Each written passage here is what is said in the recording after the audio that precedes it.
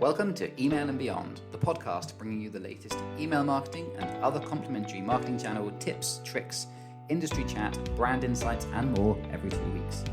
Join me, Richard Wall, Marketing Campaign Manager at Spotler, and Kate Barrett, Founder and CEO of eFocus Marketing, as we talk you through the good, the bad, and the ugly of marketing, and how you can create a more intelligent strategy that gets results.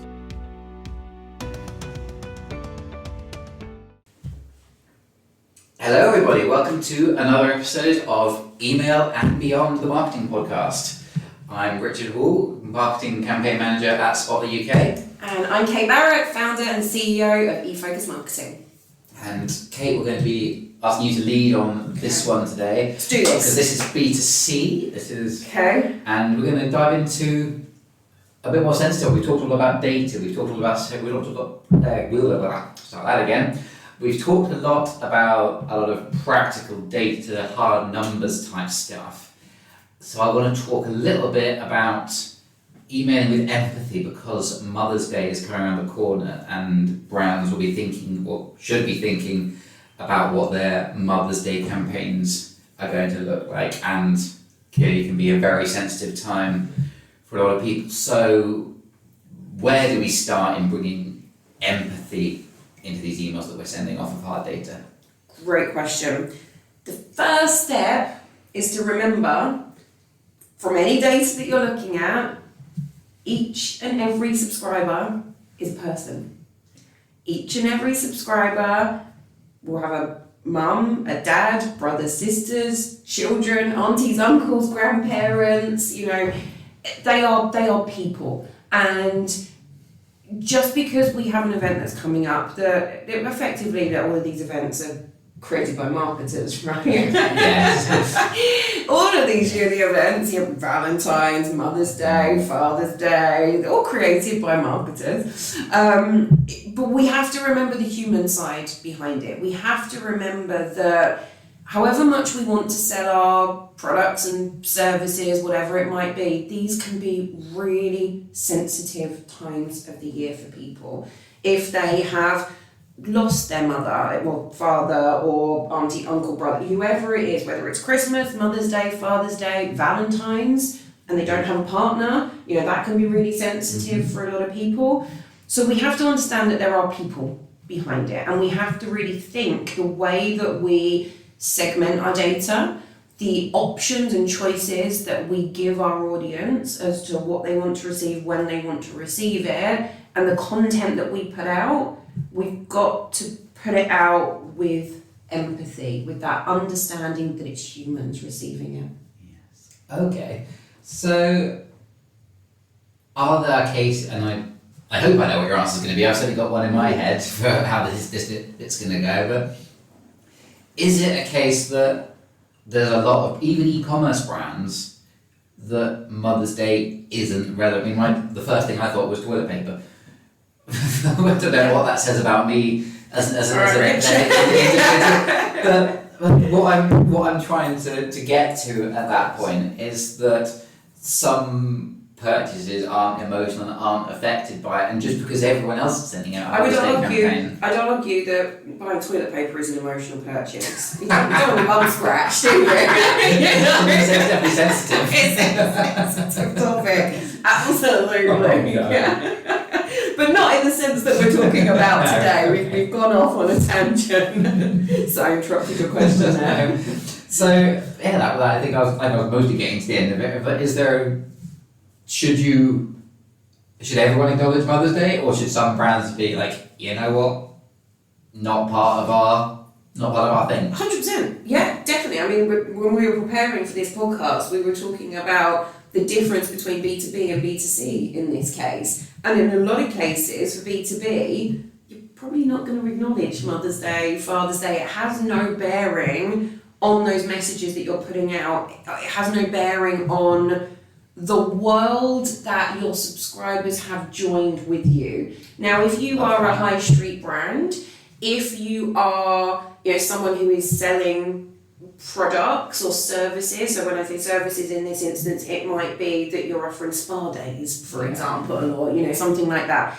If it's something that you do see a spike and an increase in sales around these times, you're the ones that need to be thinking about how do we do this sensitively. And I think over the last few years in our society, generally this type of thing has come more to the forefront. Is understanding people are humans. It's understanding that people make mistakes. We've had in recent times, we still haven't got there as a society where we're able to allow people to make mistakes. I was watching, there's a Netflix documentary that came out last year about David Beckham.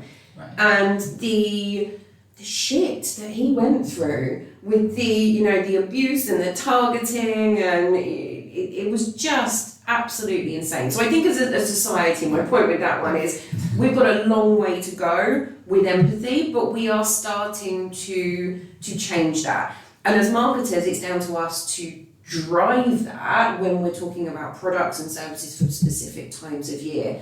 But we have to do it in a sensitive way. And I think that's where in the last year or two, where we've really seen brands hop on this, okay, we're empathetic, particularly since COVID, we're empathetic, we understand you.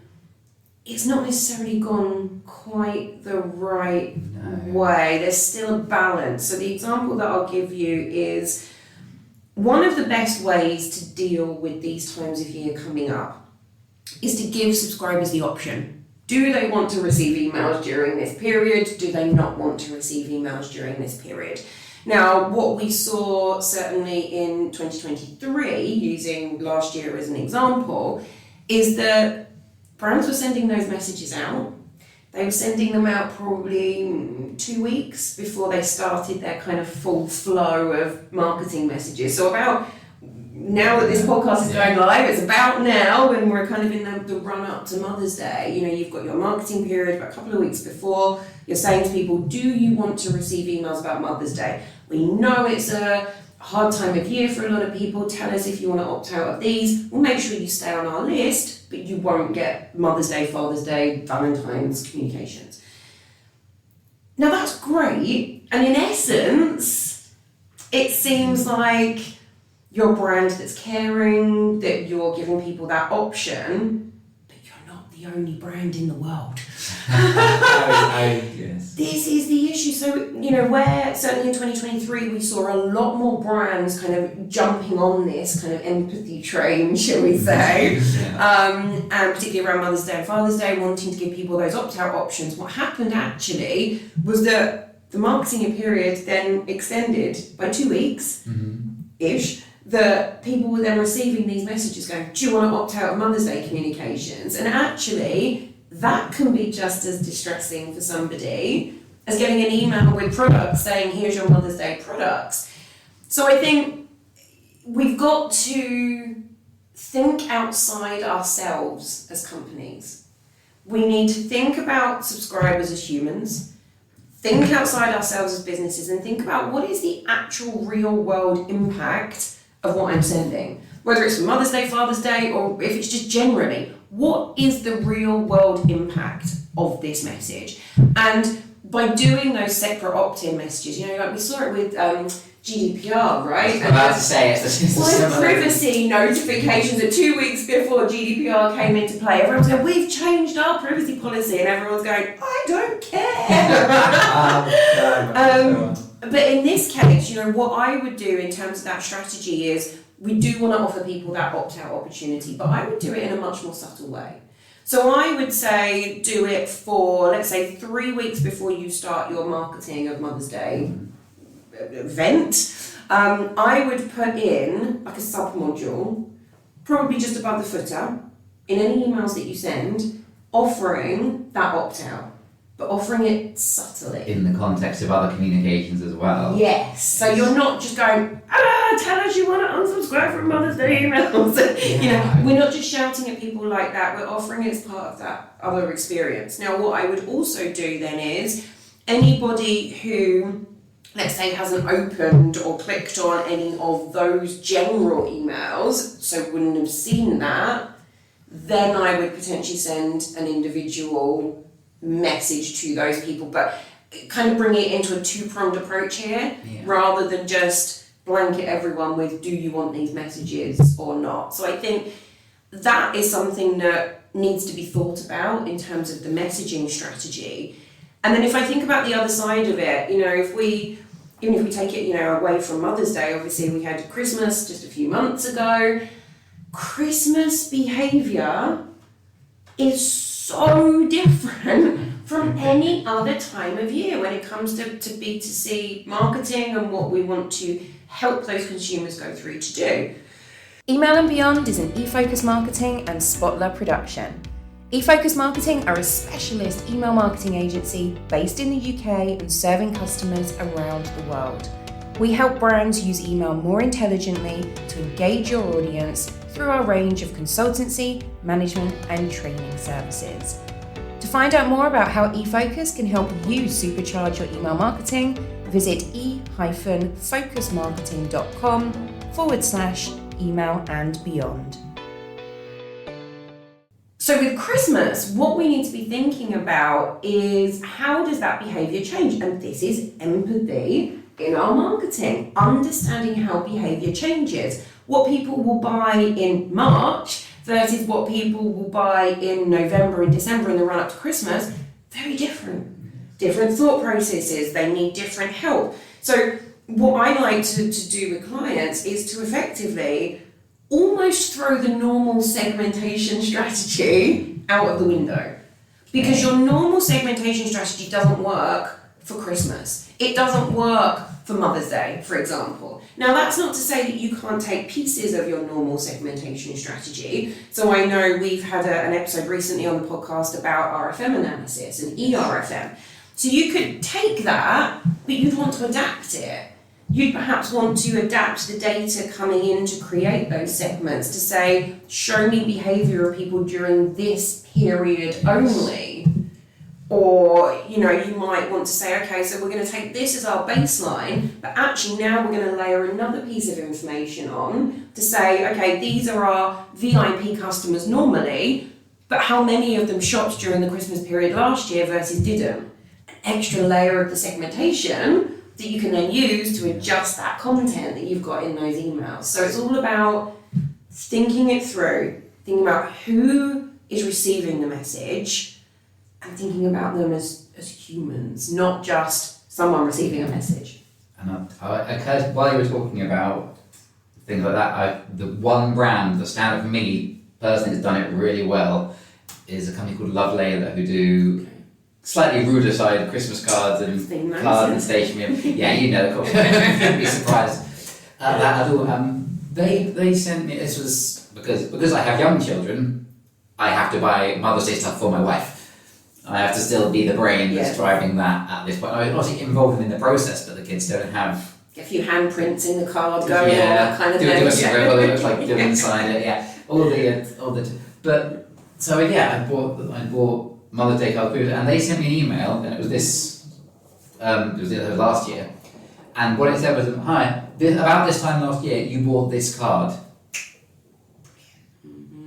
We've been married 10 years. Our sense of humour is pretty stiff, not it doesn't change is what I'm trying to say. Like we've told each other the same stories, the same jokes 500 times at this point. Yeah. Right, and so there is a very high possibility that I'll think, oh, that card's hilarious, I'll buy it, and then realise I bought the same card last year. Oh, I love that. The timing and the product, like you bought this card, and I'll think like, oh, did that go down well? Did it go down bad? Was it a bit too off colour?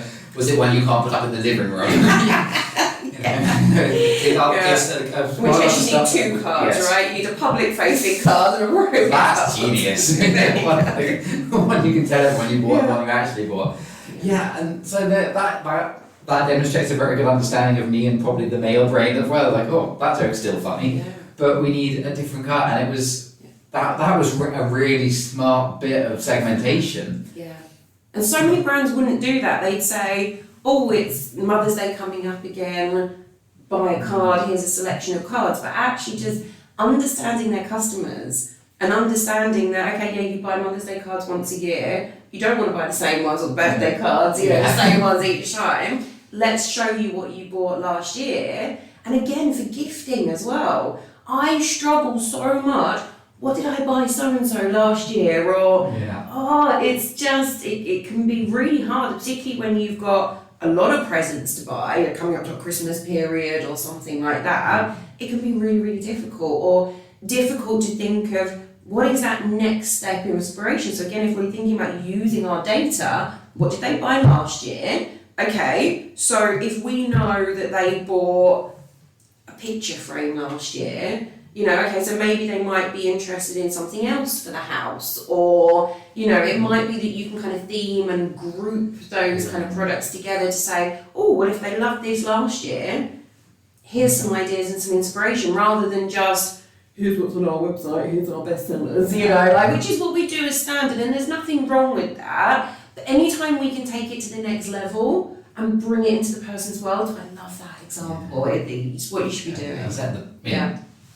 If you take one thing from it, I remember it from last year, and this time of year, my brain is a mess because I have one child with a December birthday, a wife with a February birthday, me with a March birthday, my other child with an April birthday, our anniversary is in April, we've got Valentine's Day in there as well. You're in the middle of it. 4 months, and then nothing for the rest of the year. So, any reminders, anyone that I bought from before watching this, remind me what I bought last year, please. It would really help. Absolutely, and it's taking it to that next stage. So I think we need to, as brands, really focus on delivering genuine value. What genuine value means depends on your brand. Now for you, genuine value was them reminding you what you'd bought last year. So genuine value doesn't have to be educational content. It doesn't have to be authority building content. Certainly if you're B2B, that's going to be much more. But helping them from where they are now, get to the next step, get from A to B. We're not trying to go from A to Z. Right. We're trying to go A to B, take them to the next step. What's going to help them the most? What's going to inspire them? What's going to make them choose your brand over someone else? And it really is finding what resonates with your customers, being consistent in delivering that value, and just being there for them, understanding their needs, maintaining that consistency, trust, and being there to say, hey, we got your back. We know this is, it's a difficult time to find presents for people, so we've got empathy from both sides, right? Yeah. It's a difficult time for people who've lost somebody, but it's also a difficult time if you're trying to buy a damn present. It's not easy. Yeah. So let's bring empathy into both of those areas. So, the one thing I picked up on there, consistency. Yes. And Mother's Day, particularly, I know we're talking about a lot of it, and Mother's Day and Christmas are the particular two that I'm thinking around this context of particular times of year that have very specific symbols and colour palettes and visualizations to do with them. We're talking about like red for Valentine's Day. Yeah, robins and snow at Christmas, the traditional carol singers. So what I want to get to is, so yes, the A to B, but then how do you combine that with the A to Z and say, with this thing that stands out, it's a big deal, it's got its own colours and things, how do you make sure that your campaign that you're choosing to do because you're the right person, the right kind of brand, and the right audience to do it, still ties into your marketing? It doesn't come across as jarring, that it is, it's a change, but it's not, oh God, what's this? I don't recognise it at all. Yes. How do you make sure that your brand stays consistent while recognising the things that make these times of year particularly special and stand out? Yeah, so I think from a design point of view, it is kind of the merge of the two. So speak to your design teams, and there's quite often a lot that you can do within your brand colours, within your brand guidelines anyway, if you've got some clever designers with you. But I think also, bringing in those pops of imagery, of colours, of elements from those different times of year, I think is absolutely fine. I think what you need is consistency and trust in your messages generally, and that comes from from in the inbox, knowing who the brand is. So that might be getting your DMARC and then your big E in place in terms of getting that logo in the inbox in Gmail.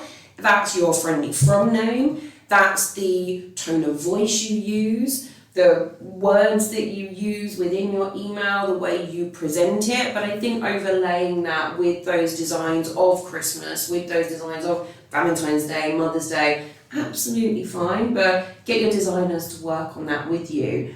I think what's really critical is consistency in value of the content.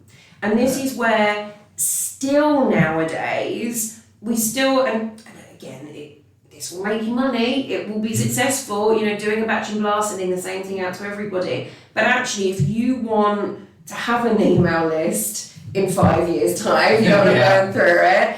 If you want to maximise the opportunity at each of these stages throughout the year, you've got to understand those customers, what they need, when they need it, and how you can help to provide it. So for me, the consistency from that side is much more important than worrying about, is it okay to bring in a picture of Santa into this email? Bring in a bloody picture of Santa. Absolutely fine, but maybe Santa is carrying a sack of presents that has the Spotler logo on the other. Maybe you can subtly bring it together in some way. Obviously, B2B is a completely different conversation, but you can bring in those subtleties and those links, and that's just having a great designer with you. Cool. Okay, that's probably a good place to leave it. I think it is. Don't have to do it, but if you do it, think about who you're doing it to, how you're doing it to, how you're doing it to them, and what it looks like. Again, another motto for life, Rich. Absolutely. Life advice with Richard and Kate, the new podcast. Absolutely, yeah, definitely. We'll market that one. But yeah, I think I would just kind of leave everyone with the thought of, these are humans behind your messages. Be human in the messages that you're sending out and provide as much helpful, relevant value as you can. Use that data, but change up your segmentation during this time because it's different behaviour. There we go. Brilliant. We'll see you on the next episode of Email and Beyond. Thank you very much for listening. Thank you. Take care. See you soon. Bye. If you like this episode, please follow us on YouTube and subscribe through iTunes or wherever you listen to your podcasts.